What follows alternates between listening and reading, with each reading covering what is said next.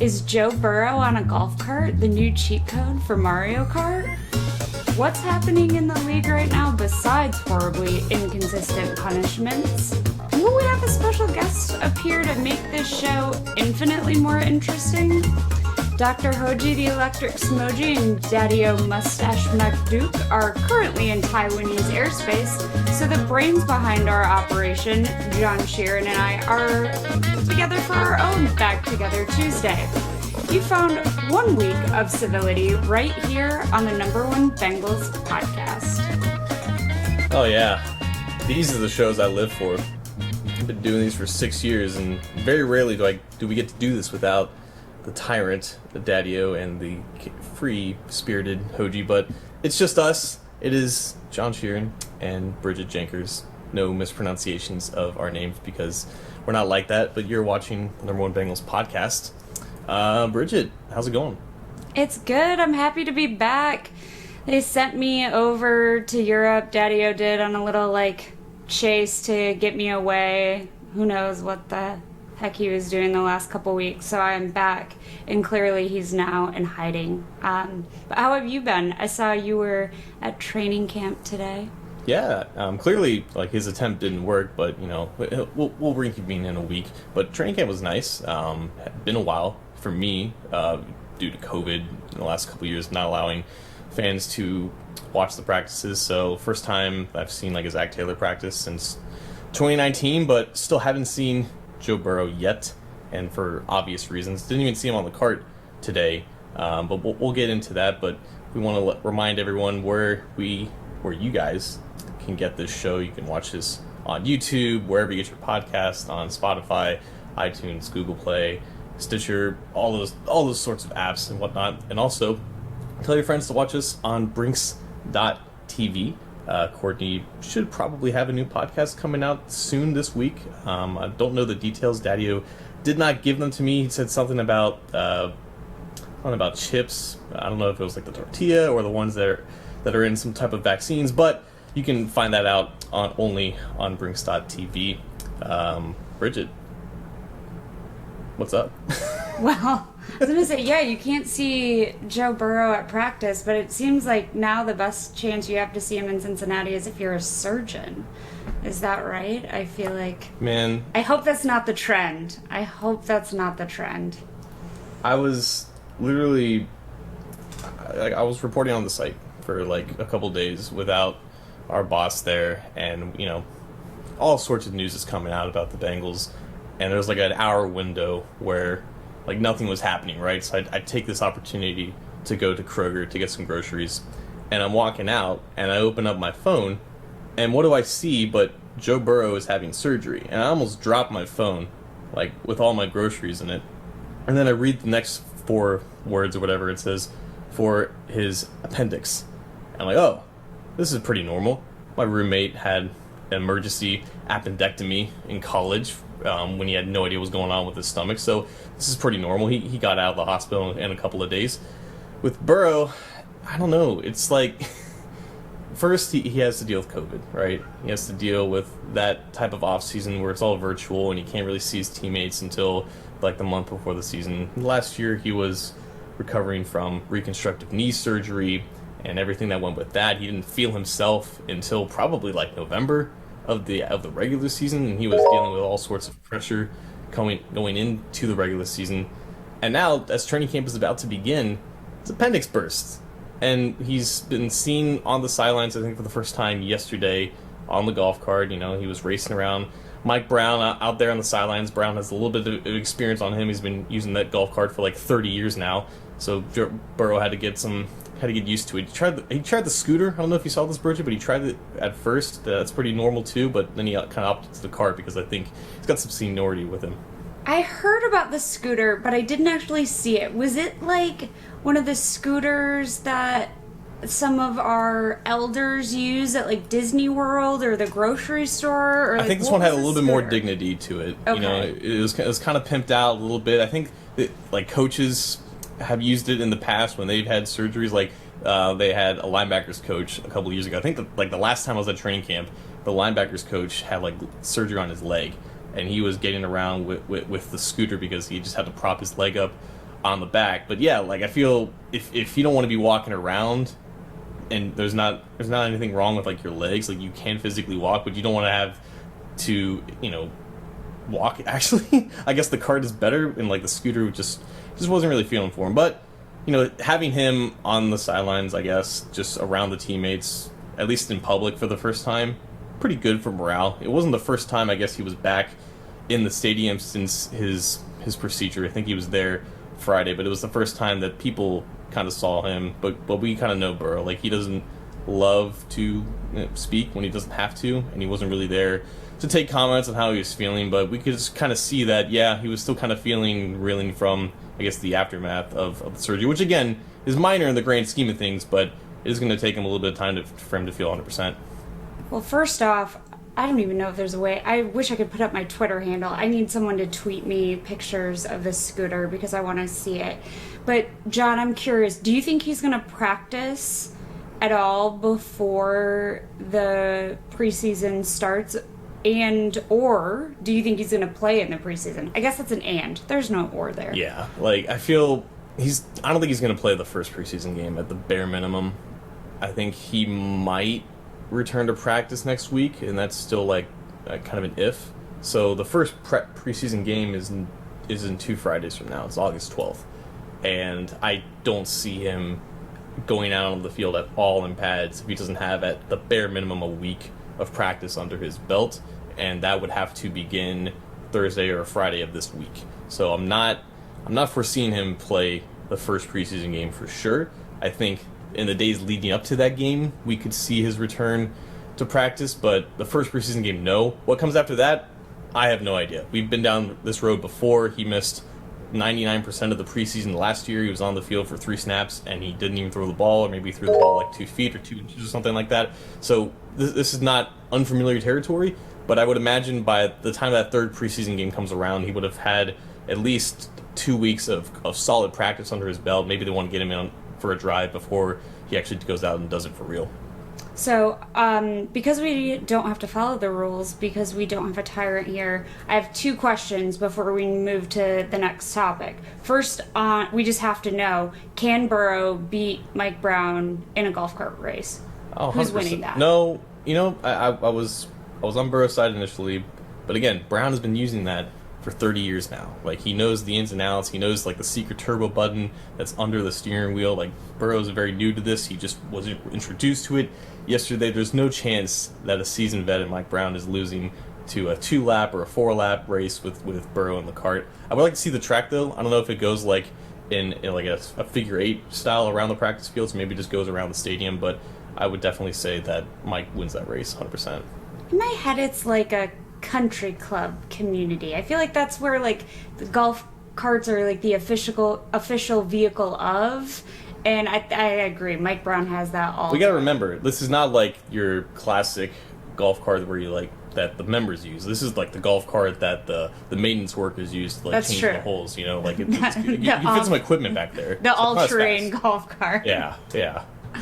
I'll take. So, my other question, what about, so I too panicked when I saw, like, the Joe Burrow surgery, but I also then had a moment of panic when I saw that Joe Burrow's bodyguard had a little bit of an injury. So what's the deal with La'el? Did we expect this? Because it sounds like the bulging disc injury is recurring. This is what he had in Dallas. So what's your take on this? What do we think we're going to see from La'el with this injury, and how do we think it's going to affect him in the preseason? Yeah, like, he's, compared to everyone else on the offense, he's kind of old. Like, he's 29 years old. He just turned 29 a couple of days ago. I mean, for an NFL player, he's getting up there. And I think Daddio can attest this because he's 290 years old. Like, his back kind of gives him problems. And that's just what happens, especially when you play a career like 80 or 90 games in the NFL on top of, like, a full high school and college career. So that was, yeah, you're right. That was something that he dealt with in Dallas. It wasn't that publicly known about, but it's one of the reasons why the Bengals were able to get him so cheap and why the contract negotiations for him were played out the way that they were, where a lot of that money is tied to per roster game bonuses. They weren't 100% sure that he was coming in with a full clean bill of health. So they had questions with his durability because he's missed a lot of time in the last 2 years, and this is just one of those issues. Now, if there was a game to be played, a real game to be played soon, like he would be practicing, he would be ramping up for that. But I think this is one of those injuries, Bridget, where these players, they go through a ton of little small ailments here that kind of build up throughout the season, but they play through it. They practice through it, and we don't really know about it. Because there is no games to be played right now, this is why teams and coaches kind of take these things a little bit slow, just so they don't like accentuate them. They don't get worse. So I think this is a pretty minor issue in the grand scheme of things, and if he had to play, he would, but because he doesn't, like, there's no need to rush this. Well, we're gonna wish them all a calm but speedy recovery. Hope they take care. And so the board is telling me that next we're going to talk about more good news, because after that we're looking at some not so good news that I think, John, you and I are both going to have a lot of opinions on. So let's talk about the good news, and then we'll give the other news whatever time it deserves, which maybe isn't even all that much. So yeah, we have Akeem Davis-Gaither is kind of back in action, and people don't really remember what he did last year because he was only on the field for like 8 or 9 weeks, but he injured his foot against the Browns in that game that we won't speak of, and how awful it was. And that was a painful one. Yeah, and part of it was because Davis-Gaither got hurt and he had to have season-ending surgery for his foot. But he's back and fully healthy as one of the many players who missed a lot of time last season. Joseph Ossai, you can add him to that list, but he had a very impressive interception against Brandon Allen, I believe 2 practices ago now at the time of this recording. And Bridget, I feel like in the way that the Bengals defense is kind of structured and the players that they've had and they've accumulated, he was a growing part of that third down defense where he was playing next to Logan Wilson. He was kind of coming onto the field in place of Jermaine Pratt on third down, and he was dropping back into kind of those intermediate zones. And he has a great natural feel for where he is in space and what he can do in terms of reading the quarterback's eyes. And as that play that he had in practice proves, like, the ball skills are still there. So for him, he's entering year 3, and he's dealt with injuries going back to the time where he was in college. So now he's entering a season where there are no concerns about any lingering injuries. Like, that surgery, I think he said, really was necessary regardless of how severe it was, just because it basically cleared everything up, right? He's got nothing really on his mind about, hey, is this part of my body going to hold up now? You know, he's entering a critical year for his contract, for just his status in the NFL, and I think the Bengals realize that he has a big role to play in what they want to do. So one of the things that I like about Davis-Gaither, and John, tell me if I'm wrong, because I feel like I don't even remember the first half of the last season anymore.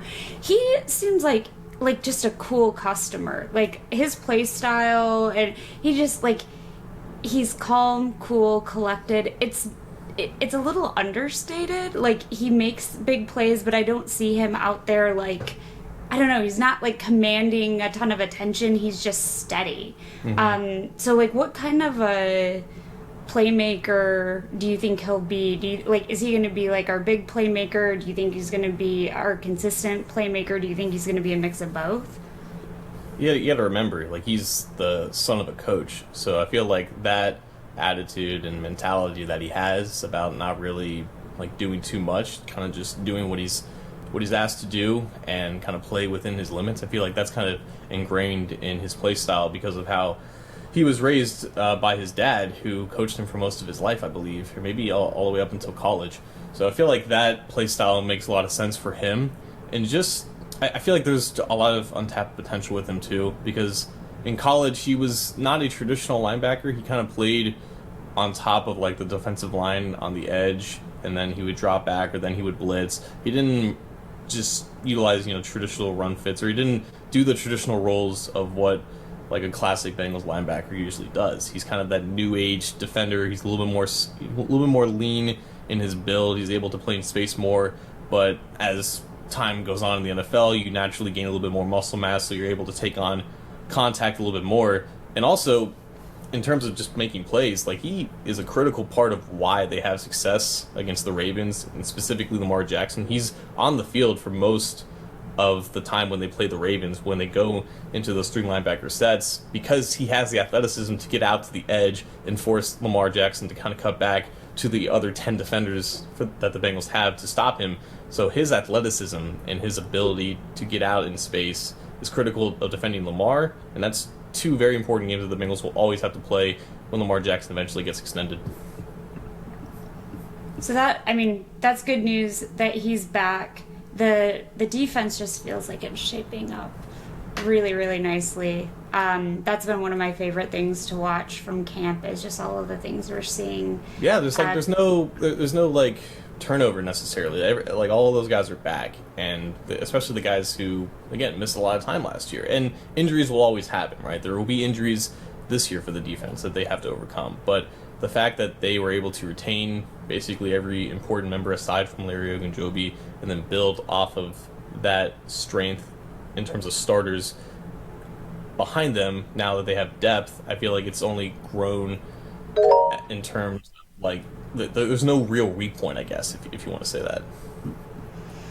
Speaking of weak points, we've got something on the board, and I had a lot of respect for the women over at Tigress Talk. I think they aired last night, and they were like, we're not even going to talk about Deshaun Watson's verdict, and they encouraged their listeners and viewers to make donations to local women's shelters, wherever viewers or listeners are, and I really admire that and would encourage folks to do that as well. So thank you to those women. So John, what's your take on what Judge Robinson did in her ruling on the 6-game suspension? And that's 6 games, no fine? 6 games, no fine. Yeah. The money he loses are the 6-game checks that he will not incur. So it's about $345,000 out of the 45 or 46 million he gets this year, and then the 230 million that he gets guaranteed over the next 5 years. So he misses a third of a season and maybe a fractal of his overall contract. Deshaun Watson is the only winner out of this. The Browns don't win. The NFL doesn't win. Women in the NFL, or just women in general, don't win. Bridget, everyone knows that the NFL has always been lenient against people who commit sexual misconduct, sexual assault, even domestic abuse. We can throw that in there. Ray Rice got 2 games. And the Ray Rice ruling that Commissioner Roger Goodell ruled 10 years ago, that was part of the reason, I think, or at least what Judge Robinson explained in her ruling, that the NFL kind of, whenever they do make attention towards these types of cases, it's mainly just for public outcry. I feel like she doesn't really believe that the NFL actually cares. And this ruling, to me, or it literally in her own words, it's almost to spite the NFL's incompetence in handling these things. But the most confusing thing to me is that, yes, there is a whack precedent that the NFL has in dealing with these cases, and it's always been too lenient, especially compared to marijuana, and now we have gambling in the forefront of things. But the NFL was trying to set a new precedent for something that was, even for their standards, unprecedented behavior for one of their stars. They wanted a complete year-long or even indefinite suspension. They wanted heavy fines because his actions are inexcusable. And the judge proved or determined that it was more likely than not that he committed those acts for the mere 4 cases that she was presented out of the over 20 lawsuits and over 60 people that have come out and said something against Deshaun Watson.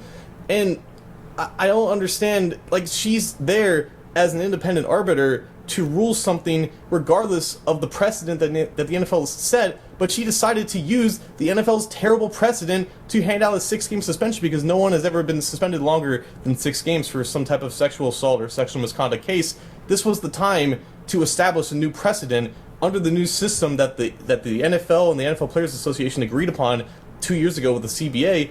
It was a complete misstep by the judge, and there's no excuse why the NFL shouldn't appeal it. Yeah, one of the things I found really interesting are sort of, I don't know if they're Browns fans or fans of sexual misconduct, I'm not quite sure, who are saying there's no evidence. There's been no, or women lie, and it's been fascinating when there's very clearly evidence. And I think the Houston Texans having like a standard NDA that massage therapists have to sign, and so much consistency in the women's stories. So I think it's incredibly surprising, but you're absolutely right. When someone gets 7-game suspension for targeting another player, which I know can be a deadly injury, and so not discounting the severity of that, but this is multiple women, and it's interesting. So the commissioner has 3 days to appeal? Is that right? Now it's 2. Right. I was going to say the clock is ticking, but it's really interesting because I got to ask the commissioner a question the night before day 1 of the draft. Was it May, April? I don't know. Whenever that was, a few months ago. And one of the things I asked was what his vision was, or what he thought, in the next 5 to 10 years he could do, or the league could do, to make the game more equitable. I mean, women make up about 50% and 48% of the NFL fan base. We're seeing more women on the sidelines. We're seeing women actually on the field as referees. We're seeing women in the front office for teams. And when I was at the draft, the number of women who are actually working for the league is rising, and we're seeing women in leadership roles. And so I asked, what are you doing to make the league more equitable? What are you doing to put women in positions of power to create those pathways? And I got, what you'd imagine is a fairly canned response, but it was, women can do anything, and I have daughters, and I feel like this is sort of his opportunity to lean into, what he said. He was sitting next to a female moderator, and he said something about I'm sitting next to the next commissioner, and no woman is going to ever be able to sit in that chair. This is the precedent that we're either continuing, or in some ways these things set new precedents for the sort of devaluation of what women say or what women experience. So it's certainly, it's disappointing. But, I was it Trey Hendrickson, I felt, who gave a tiny bit of shade in someone asked him yesterday in the locker room, did you hear about this? And he's like, yeah, of course. And we'll see him out on the field, we'll see him twice, and I feel like he had a version of, we'll let him know what we thought about it. So I got a little bit of a kick out of that, but it's definitely disappointing, and I hope the commissioner has good people in his ear and is telling him it's time to do better. At the end of the day, the only way that they can appeal and have it be done successfully is if they do so by saying that there's clear evidence towards a longer suspension, and that's the reason why we disagree with this decision. And the judge literally explained that yes, Watson is pretty much guilty according to the evidence that the NFL has provided. She found that within her own findings. There's enough evidence to hand out the suspension. The only reason why she didn't do it is because there was no precedent for a longer suspension relative to these acts. Because the NFL, again, has always done a terrible job of actually caring about women or providing women equitable justice for some of these things that happen to them. So it didn't make sense to me with her reasoning, and there's complete and clear logic for the NFL to proceed with an appeal. And the only reason why they won't do it is if they don't want this to drag out any longer than it has. But again, if they are for real about what they feel about this and where their conviction lied in having a longer suspension, then they will take the effort to actually do so. Well, I think, the victims deserve to be seen and heard But I think Deshaun Watson doesn't deserve any more of our time. Fair enough. I think that's...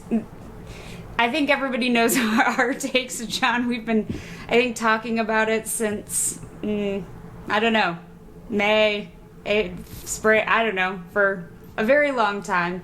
And it is what it is until it's something different, and hopefully we'll see something different. So on that note,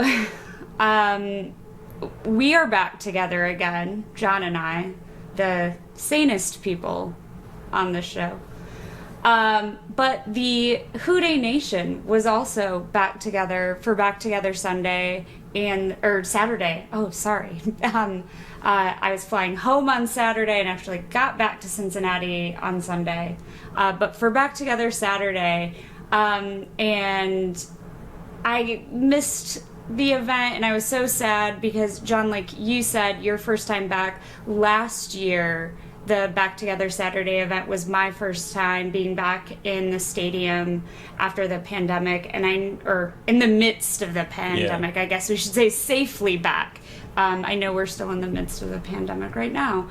I kind of stole everything, I'm just going to say, off of Twitter since I couldn't be there. And everyone was so kind to post and share the energy and the excitement. And Joe Mixon did the selfie video, and I mean, he said it best. The Bengals have the best fans in the entire world, and I want to make sure I get this number right. 28,283 fans showed up. It's incredible. John and I have both been to training camp events in the last decade or so. John, I think you many more than that, but that's my There were about track 28 record. the last time I was there. Yeah. Yeah. I feel like you could really you could sprawl out, really get your pick of seats, and so that's amazing. If I remember correctly, someone on Twitter said the Reds have only had that attendance at 4 games this season. So that's where fans have gone, I think, to the Bengals stadium, and I think we're going to see just tremendous turnout for both preseason games and then once the season starts. So fans got to see that really crisp white helmet, got to see the Lamar Hunt trophy, but most importantly, John, I don't know if you saw this, I feel like social media went crazy in the final moments of Back Together Saturday with that Evan McPherson 65-yard field goal. Shooter's leg nice. Is looking good. So Back Together Saturday, I think, was a tremendous predictor of what we're going to see from the Houday Nation. And I just wanted to share, because I couldn't be there, I was with everybody in spirit, and I don't know, Courtney, if someone I think I shared a photo. I wasn't, I don't know if it's there. I couldn't be with our Cincinnati crowd, but I was able to meet an amazing Bengals fan named Scott Gibb. I think some of our listeners or viewers may know him. Scott is a bartender. Oh, no, so we don't have the photo. I'll tweet it out. Scott lives in Edinburgh, Scotland, and we met up with him. Scott has the Cincinnati skyline tattooed on his arm, has the amazing Bengals B tattooed on his calf. So I got to spend the evening with him, and I believe he knows more about Cincinnati than I do, but it felt really incredible to just have the Houday Nation spread far and wide, even across the pond. So wanted to give a shout out to Scott, and Scott will be in Cincinnati, I think, a little later this season, and I think he has even offered to come on the show, though it'll be 12:30 in the morning his time at some point this season. Scott in Scotland, how about that? Isn't that great? Yeah. So it's just tremendous to see the fan base and how everybody's stepping up. Yeah, like we've had Bengals UK guests come on here before, and they're one of the more knowledgeable fans that I think we've ever had on the show. And I think in general, I feel like being over there and not having like as easy access to all the content that we kind of take for granted, I feel like they kind of leverage it a little bit more. And I think, soccer in itself, because it's bigger over there than here, I feel like that's a game where, a lot of Americans don't really understand it. And I feel like, I don't know, I just feel like for people who don't grow up with football maybe, and their propensity to kind of pick it up and learn it, they're a little bit more dedicated, and they're a little bit more intellectual with how they talk it. So I always appreciate talking to anyone with Bengals UK or just anyone outside of the country or just the general Cincinnati area in general who are passionate about the Bengals, because they really care and they really know their stuff and they really take the time to research and all. So very, very appreciative of all those guys. Well, Paul at Bengals UK, another shout out to him. He sent me the kindest list of recommendations over there. So if fans are headed over to Great Britain, check out our fans over there, because they are the most hospitable and kind group of people you could ever want to hang out with. Yeah. Well, I sent an invite to basically, total coincidence here. I sent an invite to all the Bengals UK members to come on to the show, which is why we have surprise guests at the bottom, but I don't believe any of them got back to me. Again, it is 3:30 in the morning over there. I kind of forgot to account for that, so they're probably all sleeping. I've blown up their phones. A lot of they'll get those notifications in the morning. So I like to go to the pubs. Yeah, we're 0 for 7 on the guests tonight, but regardless, we went on, and I think that's gonna wrap up our show for the night, Courtney. But for anyone out there, thank you for watching on YouTube. Thank you for watching after the fact. Thank you for watching live on Brinks.tv. Definitely check them out. Thank you for listening wherever you get your podcasts. But subscribe to our Patreon. Patreon.com/DH Sports. We're coming out with merch. We already have a merch design. Hit us up on Winnow. Ask me some questions. Ask Bridget some questions. Ask the puppets some questions whenever they get time when they're coming back from Taiwan. But Bridget, it's been a pleasure talking to you. I will talk to you next week. See you next week.